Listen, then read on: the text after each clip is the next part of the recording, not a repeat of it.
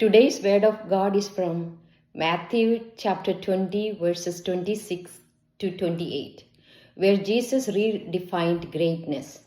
The word of God says, "But it shall not be so among you.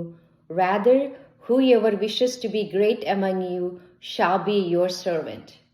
Whoever wishes to be first among you shall be your slave. Just so, the Son of Man did not come to be served, but to serve and to give his life as a ransom for many."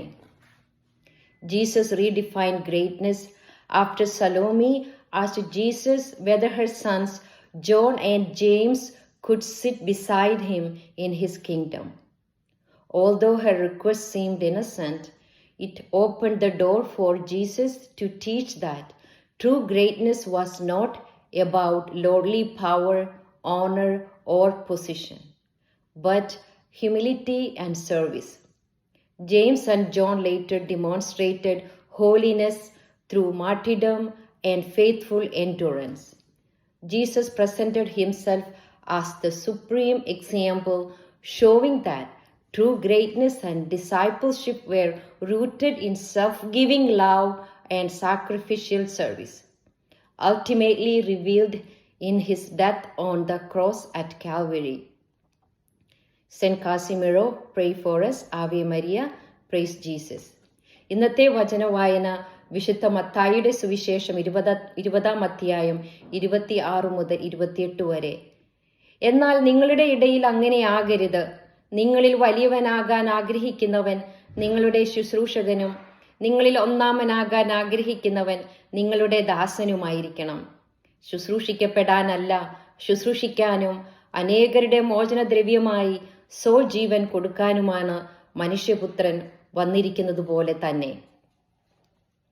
ഇന്നത്തെ വചനവായനയുടെ ഉത്ഭവം, ആ വചനഭാഗം ഉത്ഭവിച്ചത് വിശുദ്ധ യോഹന്നാന്റെയും വിശുദ്ധ ജെയിംസിന്റെയും അമ്മയായ സലോമി ഈശോയോട് ഒരു നിഷ്കളങ്കമായ ഒരു അഭ്യർത്ഥന നടത്തിയതിനു ശേഷമാണ്.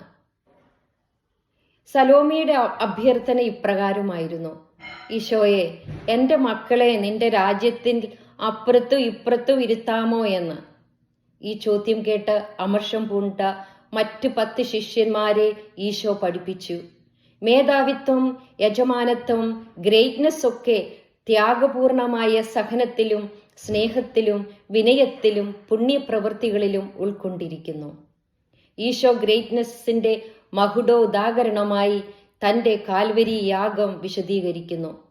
തൻ്റെ ദൗത്യം ശുശ്രൂഷ സ്വീകരിക്കലല്ല, മറിച്ച് താൻ വന്നിരിക്കുന്നത് ശുശ്രൂഷിക്കാനും സേവിക്കാനും തന്നെ അനേക പാപികൾക്ക് മോചനദ്രവ്യമായി സ്വന്തം ജീവൻ നൽകാനുമാണ്.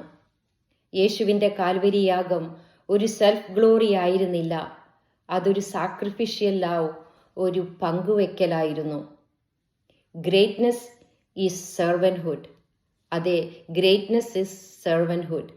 സെന്റ് കാസിമർ ഞങ്ങൾക്ക് വേണ്ടി പ്രാർത്ഥിക്കണമേ. Ave Maria, praise Jesus.